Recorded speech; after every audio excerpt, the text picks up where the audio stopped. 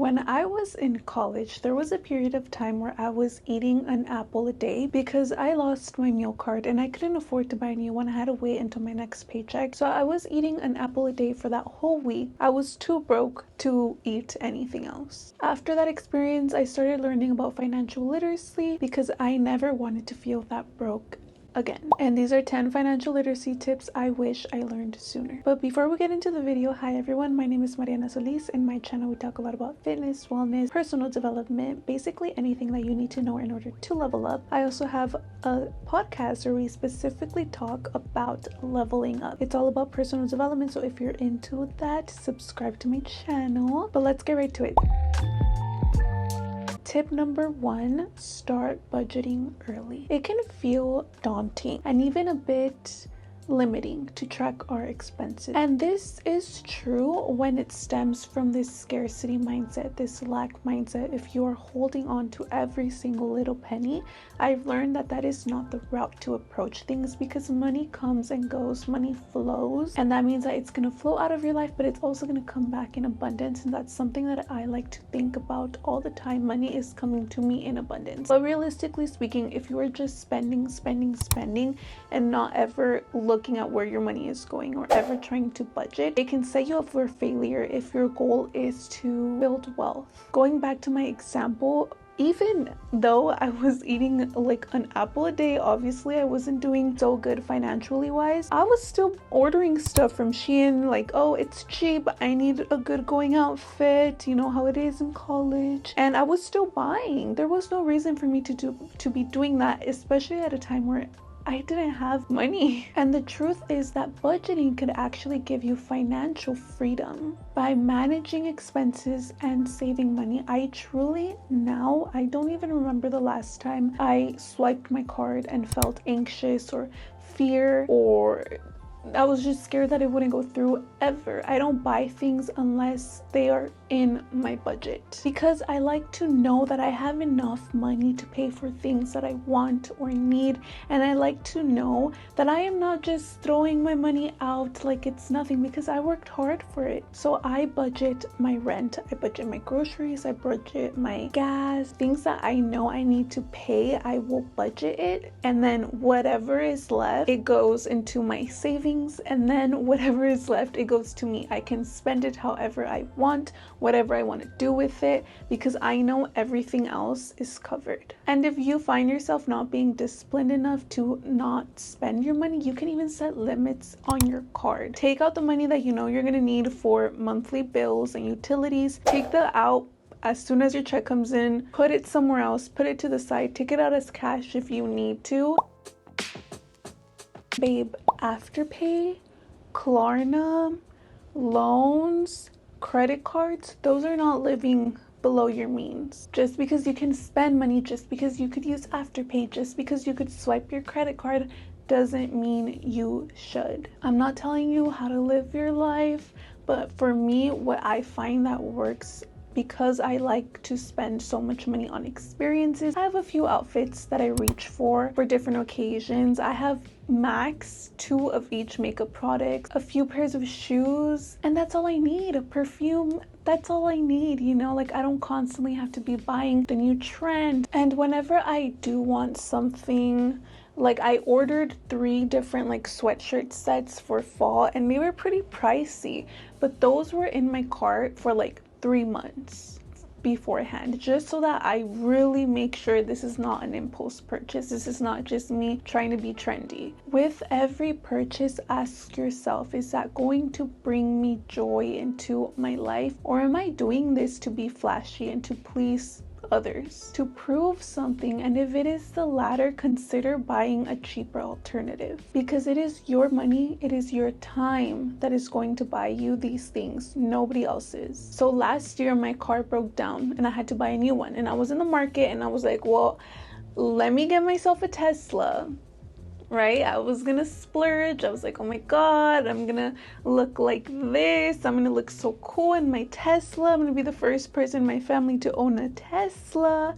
And then I had to be real with myself. I'm like, who the fuck is this for? Like, is that Tesla really gonna be worth the years that you're gonna spend working to pay it off? For me, no, it wasn't. Yes, I could do it. I could work my ass off and purchase this Tesla, but I already hated my job. I hated it so much. I was looking for a way out of my job. That Tesla was gonna tie me down to that job. So I decided to buy a used car on offer, paid in full, had no debt accumulation, and I am so happy with that decision.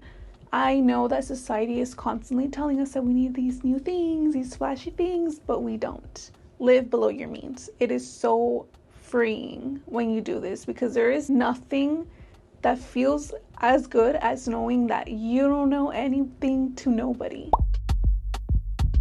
Shit happens way too often, and emergency funds can prevent financial stress during these unexpected situations. Vet bills, car accidents, phone replacements. None of these should be detrimental to your financial well-being. I like to have enough in my emergency fund to know that if any of these things arise, I'm good. Yes, it's going to be an inconvenience, but I'm not going to be hoard every single penny that I can find to pay it off. And listen, I don't come from flashy jobs or high-paying careers. I am a college student. I am still a student. I am still broke. My last job was Panda Express. Like, I don't earn a lot, but even if you put $20 to the side every single paycheck, like, that shit will add up.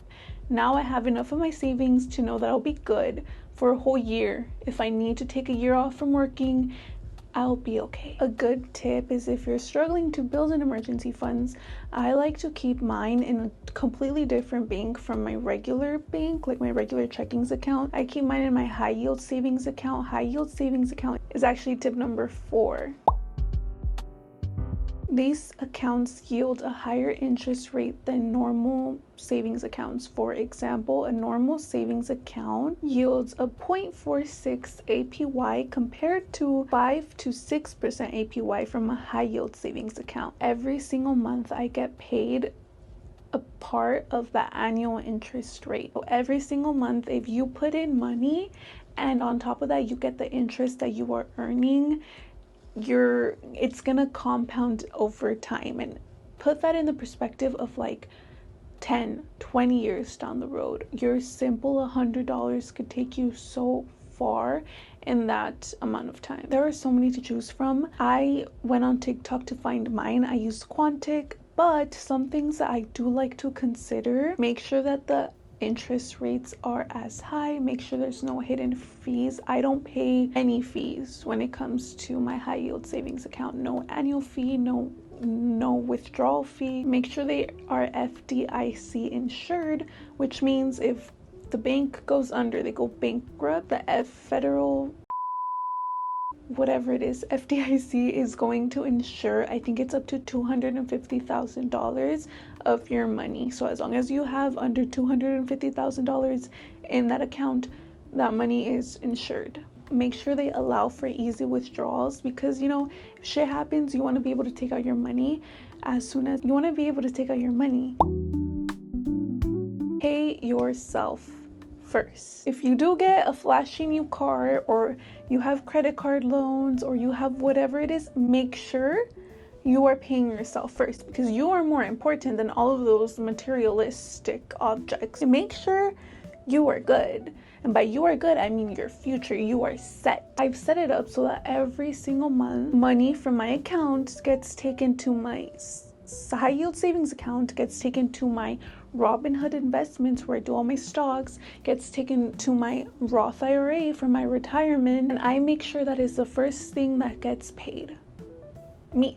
Because I'm fucking important. And automating these savings and investments can simplify financial management. You're not manually making sure to set aside money for this and set aside. No, it gets it done for you. And it can ensure financial consistency, because the same money is being taken out every single month for me. And you can do this through the app on your bank account, your broker, whatever it is. Like, it's not hard to do at all. We're gonna get old. Yeah, I know, we're gonna get old. We're gonna have wrinkles all over our bodies. It's fine. We gotta prepare for it though. And babes, we have the power of compound interest in our favor. So compound interest is interest calculated on both the initial principal and all of the previously accumulated interest. If I have $100 in my savings account and I have an interest of 1% in that savings account, by the end of the month I'm gonna get $1. So by the end of next month I'm gonna have $101 in there. But let's say I add $49, I'm gonna have $150, right? So month one I started with $100, month two I'm at $151.5. Imagine, like I said, what is that gonna do for us in 20, 30 years? Baby, we're gonna be rich. Use that to your advantage. And there are so many ways that you can do this. You could do this through bonds.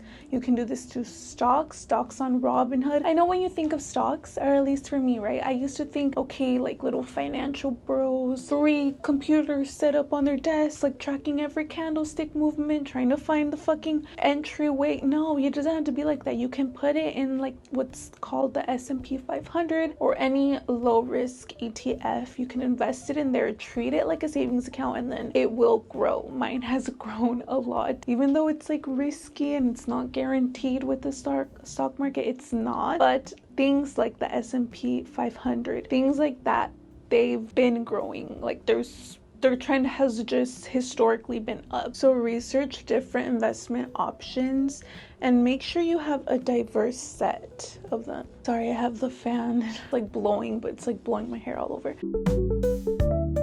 There are so many advantages of using credit cards. I went on a trip to New York. I paid for my flights using the credit cards. Free. With all my fucking rewards points. You can build credit history, you can earn your cashback points. Credit cards are great. Every single purchase I make is on a credit card. I don't even know where my debit card is.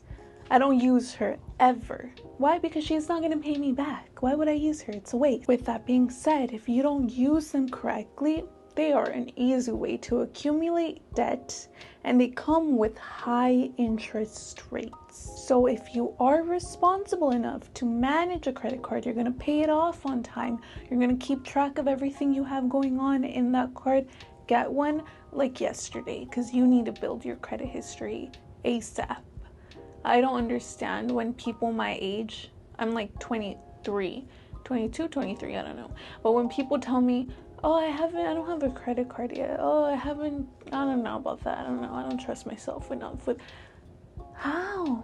At our big age, babe, we need credit history for everything, literally everything. We need a good credit score for everything. So start building your credit score, please. So make sure you're using your credit cards on everyday purchases to earn rewards. These are literally free money. Make sure the credit cards are getting paid on time, and make sure you are keeping track of your credit score regularly. And this is free to do within the credit card app. I use Credit Karma as well.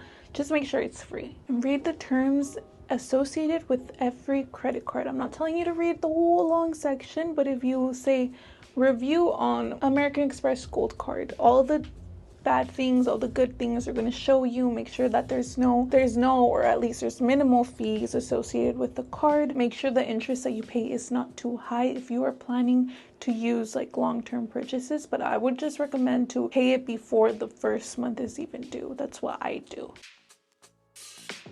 You cannot save much money if you are not earning that much money. And I wish in high school I was smart enough to start a side hustle so that I could have multiple streams of incomes now, because that is the beauty of side hustles. They will diversify your income streams so that you're not just reliant on your job or on 2 income streams. The more, the better. I have a small business and I like to do 2 to 3 pop-up shops a month, and that gives me a little bit more money.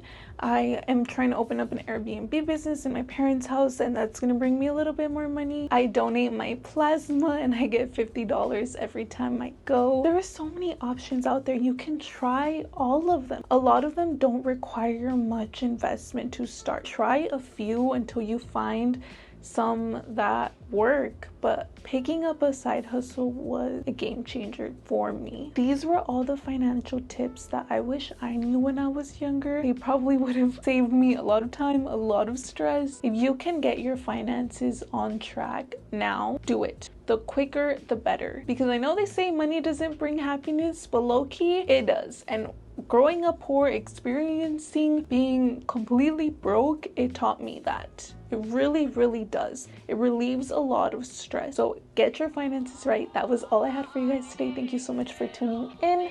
Don't forget to like, comment, share, and subscribe. And until next time, bye.